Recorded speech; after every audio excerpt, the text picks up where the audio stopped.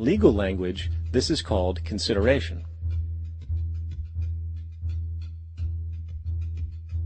Mr. Daly explained that the money was, in fact, not the property of the bank, for it was created out of nothing as soon as the loan agreement was signed. Remember what modern money mechanics stated about loans? What they do when they make loans is to accept promissory notes in exchange for credits. Reserves are unchanged by the loan transactions, but deposit credits constitute new additions to the total deposits of the banking system. In other words, the money doesn't come out of their existing assets. The bank is simply inventing it, putting up nothing of its own, except for a theoretical liability on paper. As the court case progressed, the bank's president, Mr. Morgan, took the stand, and in the judge's personal memorandum, he recalled that the plaintiff, bank's president, admitted that, in combination with the Federal Reserve Bank, did create the money and credit upon its books by bookkeeping entry. The money and credit first came into existence when they created it. Mr. Morgan admitted that no United States law or statute existed which gave him the right to do this. A lawful consideration must exist and be tendered to support the note. The jury found that there was no lawful consideration, and I agree. He also poetically added, only God can create something of value out of nothing. And upon this revelation, the court rejected the bank's claim for foreclosure, and Daly kept his home. The implications of this court decision are immense. For every time you borrow money from a bank, whether it is a mortgage loan or a credit card charge, the money given to you is not only counterfeit, it is an illegitimate form of consideration, and hence voids the contract to repay, for the bank never had the money as property to begin with. Unfortunately, such legal realizations are suppressed and ignored, and the game of perpetual wealth transfer and perpetual debt continues. And this brings us to the ultimate question: why? During the American Civil War, President Lincoln bypassed the high-interest loans offered by the European banks and decided to do what the Founding Fathers advocated, which was to create an independent and inherently debt-free currency. It was called the greenback.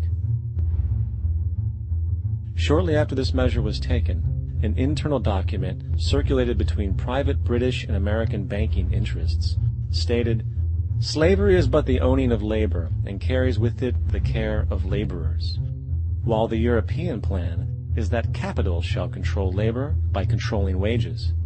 This can be done by controlling the money. It will not do to allow the greenback, as we cannot control that." The fractional reserve policy perpetrated by the Federal Reserve, which has spread in practice to the great majority of banks in the world, is, in fact, a system of modern slavery. Think about it. Money is created out of debt. And what do people do when they are in debt? They submit to employment to pay it off. But if money can only be created out of loans, how can society ever be debt-free? It can't. And that's the point.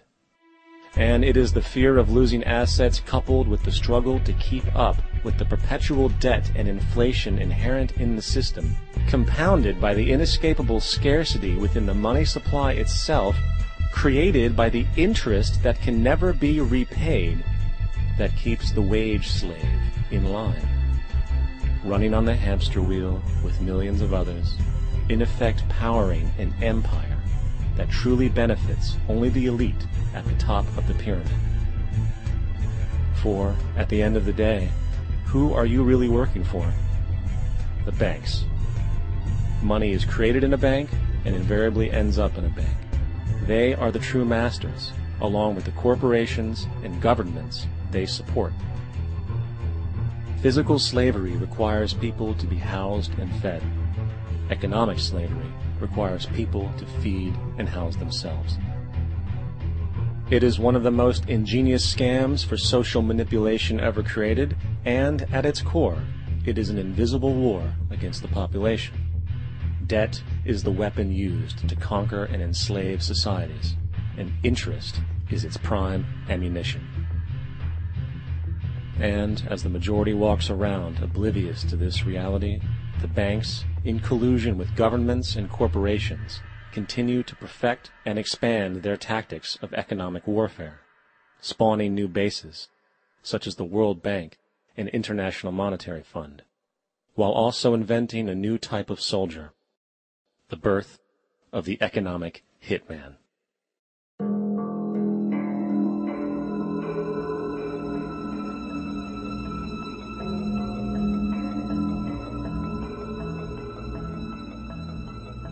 We economic hitmen really have been the ones responsible for creating this first truly global empire. And we work many different ways.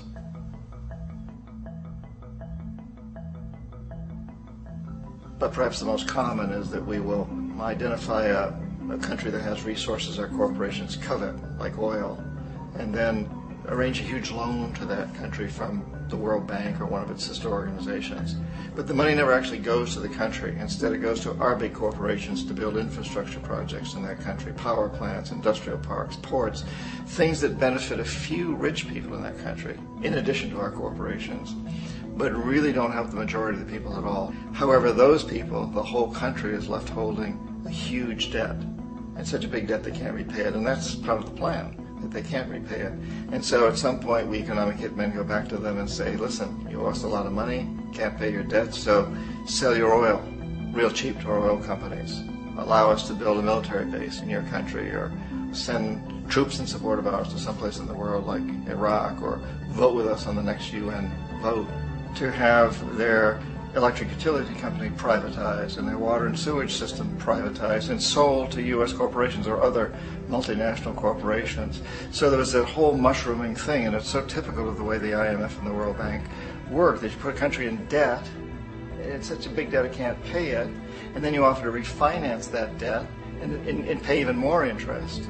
And you demand this quid pro quo, which you call a conditionality or good governance, which means basically that they've got to sell off their resources, including many of their social services, their utility companies, their school systems sometimes, their penal systems, their insurance systems, to foreign corporations. So it's a double, triple, quadruple whammy. The precedent for economic hitmen really began back in the early 50s when democratically elected Mossadegh, who was elected in Iran. He was considered to be the hope for democracy in the Middle East and around the world. He was Time Magazine's Man of the Year. But one of the things that he'd run on and began to implement was the idea that foreign oil companies needed to pay the Iranian people a lot more for the oil that they were taking out of Iran. The Iranian people should benefit from their own oil. Strange policy. We didn't like that, of course. But we were afraid to do what we normally were doing, which was to send in the military. Instead, we sent in one CIA agent, Kermit Roosevelt, Teddy Roosevelt's relative.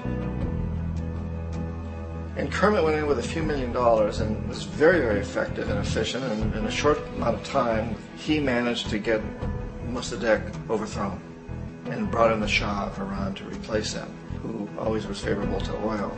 And it was extremely effective. Bombs overflow Tehran. Army officers shout that Mossadegh has surrendered and his regime as virtual dictator of Iran is ended. Pictures of the Shah are paraded through the streets as sentiment reverses. The Shah is welcomed home. So back here in the United States, in Washington, people looked around and said, wow, that was easy and cheap. So this established a whole new way of manipulating countries, of creating empire. The only problem with Roosevelt was that he was a card-carrying CIA agent, and had he been caught, the ramifications could have been pretty serious. So very quickly at that point, the decision was made to use private consultants to channel the money through the World Bank or the IMF or one of the other such agencies, to bring in people like me who worked for private companies, so that if we got caught, there would be no governmental ramifications.